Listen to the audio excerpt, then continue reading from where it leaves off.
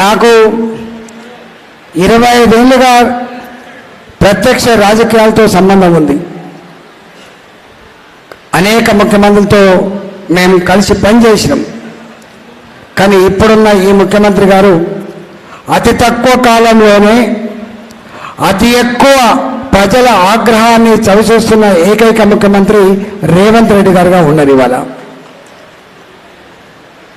ఎన్నికల ముందు ఆయన మాట్లాడిన మాటలు, ఆయన ప్రగల్భాలు ఒకసారి కనుక మనం వింటే ఆనాటి రేవంత్ రెడ్డినా ఇవాళ ముఖ్యమంత్రిగా ఉందన్నటువంటి అనుమానం వస్తుంది. అలా నిరుద్యోగ యువకులకైతే కేసీఆర్ ప్రభుత్వంలో నోటిఫికేషన్ రావు, నోటిఫికేషన్లు వచ్చినా ఎగ్జామ్ జరగవు, ఎగ్జామ్స్ జరిగినా ప్రతిభకు పట్టం కట్టరు, బ్రోకర్లకే నౌకర్లు వస్తాయని చెప్పి మాట్లాడిన వ్యక్తి రేవంత్ రెడ్డి గారు.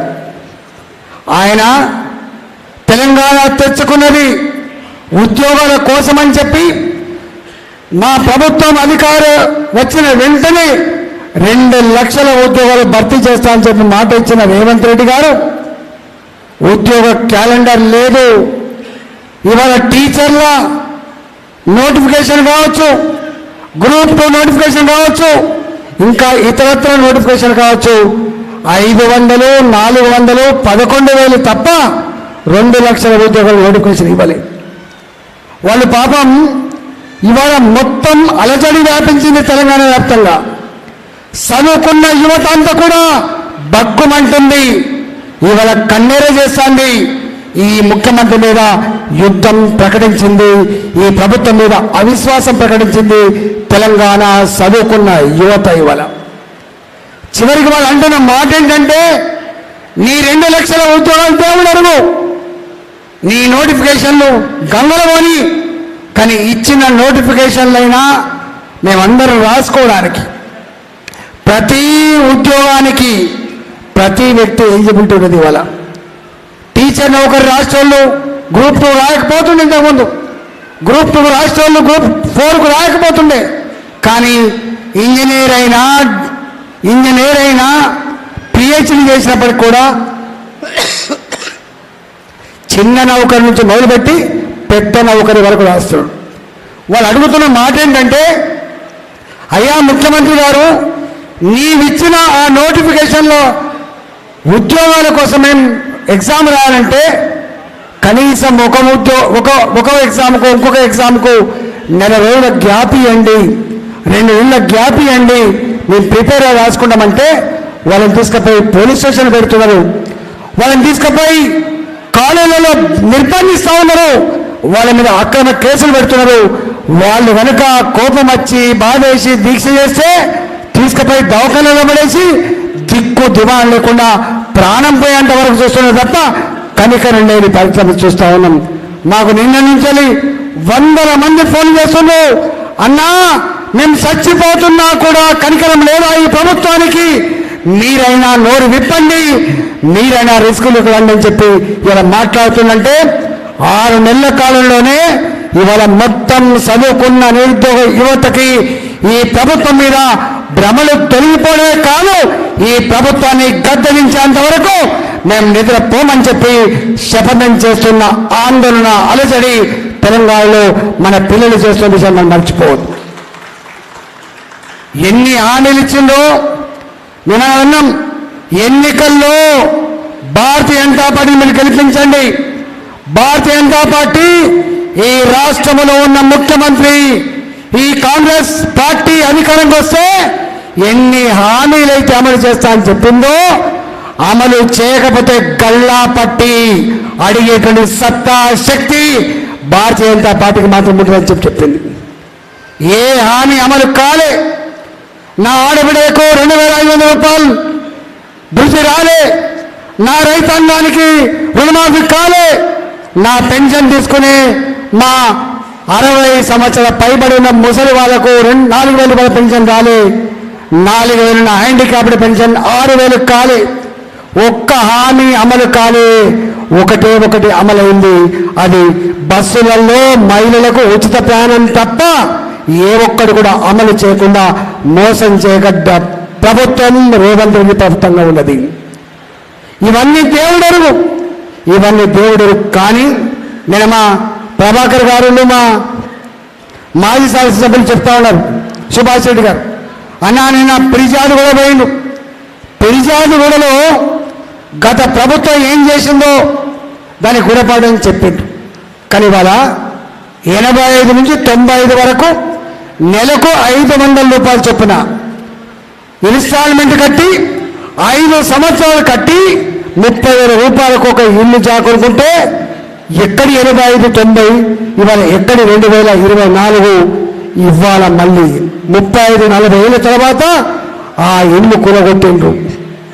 అంటే రేవంత్ రెడ్డి ప్రభుత్వం గరీబులకు డబుల్ బెడ్రూమ్ ఇచ్చిన కాదు, రేవంత్ రెడ్డి ప్రభుత్వం పేదలకు జాగలు పంచడం కాదు, రేవంత్ రెడ్డి ప్రభుత్వం ఇవాళ మున్సిపాలిటీలో పనిచేసే కార్మికులు, ప్రైవేటు ఉద్యోగం చేసేవాళ్ళు, ఇలా టైల్స్ చేసేవాళ్ళు, ప్లంబర్లుగా పనిచేసేవాళ్ళు, ప్రైవేటు కంపెనీలో పనిచేసే వాళ్ళు, చిన్న చిన్న ఉద్యోగులు కొనుక్కున్న ఆ జాగలు ఇవాళ విలువ పెరిగితే వాటి మీద కన్నేసి గద్దల్లాగా కలెక్టర్ల మీద ఇన్ఫ్లుయెన్స్ చేసి, ఆర్డీఓని ఇన్ఫ్లుయెన్స్ చేసి 100 మంది పోలీసుల సమక్షంలో ప్రజాప్రతినిధులు ఉన్నప్పటికీ, ఇళ్లలో కుటుంబాలు ఉన్నప్పటికీ కనికరం లేకుండా కూలగొట్టినటువంటి నీచపు పరిస్థితిని మేము పిలిచాది చూసి వచ్చినాం. ఇవాళ 350 మంది కొనుక్కున్న ఇళ్ల జాగాలు కూలగొట్టింది రేవంత్ రెడ్డి ప్రభుత్వం.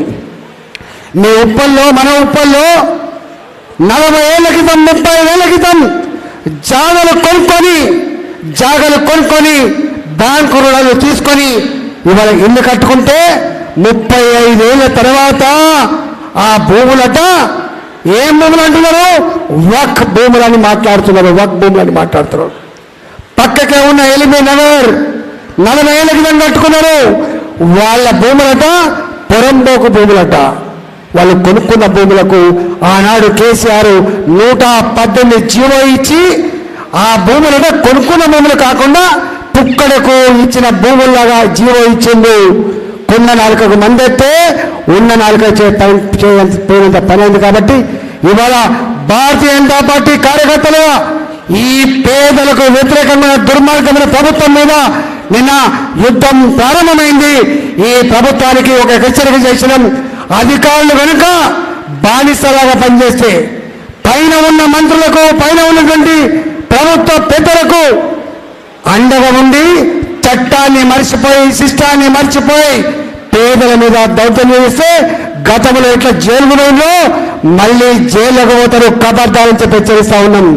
మీకు జీతాలు తీసుకునేది ప్రజలు కట్టే పనుల నుంచి తప్ప ఇవాళ ఎమ్మెల్యే కావచ్చు, ఎంపీలు కావచ్చు, ప్రభుత్వం కావచ్చు, ప్రభుత్వంలోని ఉద్యోగం కావచ్చు, ప్రజలకు జీతం వాళ్ళే తప్ప, ప్రజలకు సేవలు తప్ప ప్రజల మీద దౌర్జన్యం చేసే వాళ్ళు కాదనే సత్యాన్ని గుర్తు పెట్టుకోమని చెప్పి హెచ్చరిస్తా ఉన్నాం. నీకు సంక్రమించిన ఆర్డీఓ పదవి, నీకు సంక్రమించిన కలెక్టర్ పదవి, నీకు సంక్రమించిన ఎంఆర్ఓ పదవి, నీకు సంక్రమించిన పోలీసు నౌకరి, నీకు సంక్రమించిన ముఖ్యమంత్రి పదవి నా ప్రజలిస్తేనే రాజ్యాంగబద్ధంగా వచ్చింది. కానీ ఏ పదవి మీకు ఇచ్చినామో, ఏ అధికారం మీకు ఇచ్చినామో మా మీదనే దౌర్జన్యం చేసే ప్రయత్నం చేస్తే ఖబర్దార్, మేము ఇక్కడ ఉన్నామనే విషయం మర్చిపోకని చెప్పి మనం చేస్తున్నాం. నాలాంటి వాడు ఇప్పటికే ఉన్న 15 రోజులలో రైల్వే డిపార్ట్మెంట్ తోటి రివ్యూలు పెట్టొచ్చిన, మున్సిపల్ అడ్మినిస్ట్రేషన్ కోసం మేము మీటింగ్ పెట్టొచ్చిన, నేను అన్ని డిపార్ట్మెంట్స్ తోటి మీటింగ్ పెట్టొచ్చిన. కేంద్ర ప్రభుత్వ పరంగా వచ్చే ప్రతి పైసా తెచ్చే జిమ్మదార్ మా మీదనే ఉంటుందని చెప్పినాం. బాజాప్తా చేస్తాం. మొట్టమొదటిగా ఎల్బీ నగర్లో కడుతున్న ఫ్లైఓవర్కి మా వాళ్ళందరూ వచ్చి, కార్పొరేటర్లు మా రంగాన్ని వచ్చి, అన్నా మట్టి నింపి గోడలు కడితే పట్నం అందం పోతుంది, రేపు చిన్న చిన్న బిజినెస్ చేసుకునే వాళ్ళకు కష్టమవుతుంది, రేపు ఆ బ్రిడ్జెస్ కింద మనకు పార్కింగ్ స్థలంగా పనికొస్తుంది, ఇది వద్దంటే వెంటనే గడ్కరీ గారికి రిప్రజెంట్ చేస్తే 125 కోట్లు వెంటనే శాంక్షన్ చేసి మొట్టమొదటి జీవో ఇవ్వబోతున్నది కేంద్ర ప్రభుత్వం అని మనం చేస్తున్నాం. అక్కడ కట్టబడుతున్నటువంటి ఆ రోడ్ కేంద్ర ప్రభుత్వం 5,800 కోట్ల రూపాయలతో మల్కాపూర్ వరకు 8 లేన్ రోడ్ నిర్మాణం జరుగుతూ ఉంది. ఇవాళ ఉప్పల్లో కడుతున్న ఫ్లైఓవర్ మేము చెప్పినాం, ఇంకా ఉపేక్షించకూడదు. మనం వాళ్ళు దివాళీస్తుండొచ్చు, వాళ్ళ ఇంట్లో బాధలు ఉండొచ్చు, కానీ మన ప్రజలకు మాత్రం ఇబ్బంది అవుతుంది. ప్రయాణం చేస్తున్నప్పుడు ఆ దుమ్ముతో మొత్తం షాపులను కూడా అస్తవ్యస్తమైపోతున్నాయి, నడుములు అవుతున్నాయి. ఇవాళ ఆఫీసులో పనిచేస్తే ఎంత అలసిపోతున్నామో ఉప్పల్ రోడ్ల మీద ప్రయాణం చేస్తే ఎంతకంటే అలసిపోతుందని చెప్తే వెంటనే ఒక 6 నెలల లోపు 7 లోపు ఆ బ్రిడ్జి పూర్తి చేస్తామని చెప్పి హామీ ఇవ్వడం కూడా జరిగిందని చెప్పి మనం చేస్తున్నాం. అట్లా అనేక విషయాల మీద ఇవాళ మేము మాకు అనుభవం ఉంది కాబట్టి ప్రభాకర్ గారు తెలుసు, ఇవాళ మీకు తెలుసు, మేము రెండిట్లో ఎమ్మెల్యేగా ఉన్నప్పుడు మా బాధ్యతలు ఏముంటే ఎట్లా పని చేయించుకోవాలి, మంత్రులుగా ఉండడం కూడా ఎట్లా పని చేసుకోవాలి తెలుసు. కాబట్టి ఉప్పల్ నియోజకవర్గానికి కూడా ఇవాళ వర్షం రాగానే మునిగిపోయిన కాలనీల దరఖాస్తు నాకు తెలుసు, డ్రైనేజ్ సమస్య నాకు తెలుసు, ఇవాళ వక్ భూములపేట సతాయించే పద్ధతి మాకు తెలుసు. అది ఇళ్ళ జాగల సమస్యలైనా, మురికి కాలువ సమస్యలైనా, మునిగిపోతున్న చెరువు సమస్యలైనా, కంపు కొడుతున్నటువంటి ఆ నీళ్ళ సమస్యలైనా, ఇవాళ ఇవన్నీ కూడా ఒకటొకటిగా తప్పకుండా ప్రయత్నం చేస్తామని చెప్పి మీకు హామీ ఇస్తూ చివరికి ఒక మాట చెప్తున్నా. ఆనాడు మీకు ఒక మాట అన్నాం, మీరు నా గురించి పరోక్షంగా తెలుసు, ప్రత్యక్షంగా మీకు తెలియదు, నన్ను చూడలే, మేము ఎట్లా పని చేస్తామో, మేము ఎట్లా మీ మధ్యలో ఉంటామో మేము ప్రజలు చూడలే. అటాని పెట్టి ఓటేసి గెలిపించండి. మీరు ఎవరికి వాళ్ళుగా ఎరటి ఎండల్లో ఇంటింటికి పోయి ఓటేసి గెలిపించండి మీరు. కాబట్టి నేను మీకు హామీ ఇస్తున్నా, ఈ ఓట్లేసి గెలిపించిన మీకు ఎంత గౌరవంగా నమ్మకంతో మీరు ఓట్లేయించిందో 5 ఏళ్ల వరకు కూడా అదే గౌరవం అదే నమ్మకాన్ని నిలబెడతా అని చెప్పి మాటిస్తున్నా. మీకెక్కడ అపకీర్తి తేను ఈటలనేవాడు ఎక్కడ కొట్లాడితే అక్కడ ఉంటాడు, ఈటలనేవాడు ఎక్కడ న్యాయం ఉంటే అక్కడ ఉంటాడు, ఈటలనేవాడు ఎక్కడ అన్యాయం జరిగితే ఆ అన్యాయాన్ని వ్యతిరేకించిన దాంట్లో ప్రజల మధ్యలో ఉంటాడు ఈటల అని చెప్పి మీకు 24 ఏళ్ళ విషయంలో రాబోయే కాలం కూడా అట్లే ఉంటా అని చెప్పి మనం చేస్తున్నా. ఇవాళ కొట్లాటలో ఉంటాం, అధికారంలో ఉంటే అధికార పార్టీగా ఉంటే బాధ్యతలు నిర్వహించే దాంట్లో ఉంటాం. కాబట్టి ఇవాళ ఇంత గొప్పగా మీ ఆదరణ మీ ప్రేమ ఈ మామూలు విజయం కాదు. 7 నియోజకవర్గాలు ఉంటే 7ట్లో 7 కూడా మెజార్టీ సాధించినటువంటి పార్లమెంటు ఈ పార్లమెంటు. ఇవాళ ఒకనాడు అలయన్స్లో బాగా గెలవచ్చప్పుడుందా కానీ ఇవాళ భారతీయ జనతా పార్టీ ఎలోన్ తన సత్తా చాటింది తెలంగాణ గడ్డ మీద. ఇవాళ 8 పార్లమెంట్ సభ్యులమే గెలవచ్చు కాక రేపు మా నాయకులు ఇక్కడ 40 ఏళ్ళుగా పనిచేస్తున్నారు, 35-40 ఏళ్ళుగా కళ్ళల్లో వత్తులేసుకొని ఏమైనా రాకపోతా అని చెప్పి చూస్తున్నారు.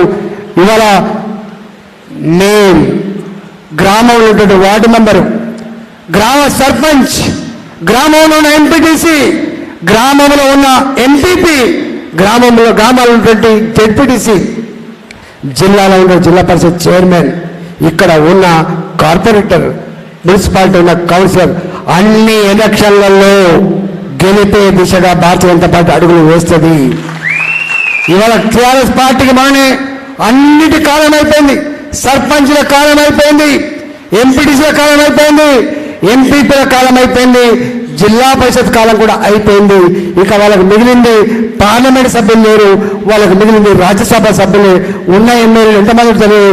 రాబోయే కాలంలో 40 ఏళ్ళుగా కళ్ళల్లో వత్తులేసుకొని మీ స్వప్నం నిజం చేసేటువంటి రోజు దగ్గరలోనే ఉంది. రాబోయే కాలంలో డెఫినెట్గా మల్కాజ్గిరిలో గెలవడం ఎంత ఖాయమని చెప్పినామో మల్కాజ్గిరిలో భారతీయ జనతా పార్టీని అడ్డుకోగలిగే సత్తా రేవంత్ రెడ్డి కాదు, రేవంత్ రెడ్డి జేజమ్మగలి ఎట్లా చెప్పినామో రేపు కూడా భారతీయ జనతా పార్టీ ఎప్పుడు ఎన్నికలు వచ్చినా ఈ తెలంగాణ గడ్డ మీద రాష్ట్ర శాసనసభలో రేపు అధికారంలో పార్టీ భారతీయ జనతా పార్టీ అని చెప్పి మీకు విజ్ఞప్తి చేస్తూ తప్పకుండా మీ అందరితో పాత అయినా కొత్త అయినా 25 ఏళ్ళుగా నాయకుల సైకాలజీ, నాయకుల మధ్య ఉండే సంబంధాలు, నాయకుల ఆస్పిరేషన్స్ ఎట్లుందో తెలిసిన వాడుగా ఉన్నంతలో అందరినీ కలుపుకొని అందరినీ కూడగట్టుకొని ముందుకు తీసుకురావడంలో నా వంతు పాత్ర కూడా పోషిస్తా అని చెప్పి మీకు వినమ్రంగా విజ్ఞప్తి చేస్తూ మరొకసారి ఇంత గొప్ప విజయాన్ని కట్టబెట్టినటువంటి మీ అందరికీ ధన్యవాదాలు చేస్తూ ఈ విజయం నాది కాదు, ఈ విజయం మల్కాజ్గిరి ప్రజలది, ఈ విజయం భారతీయ జనతా పార్టీ కార్యకర్తలు అని చెప్పి మనం చేస్తూ సెలవుకున్న భారత్ మాతాకి ధన్యవాదాలన్నా.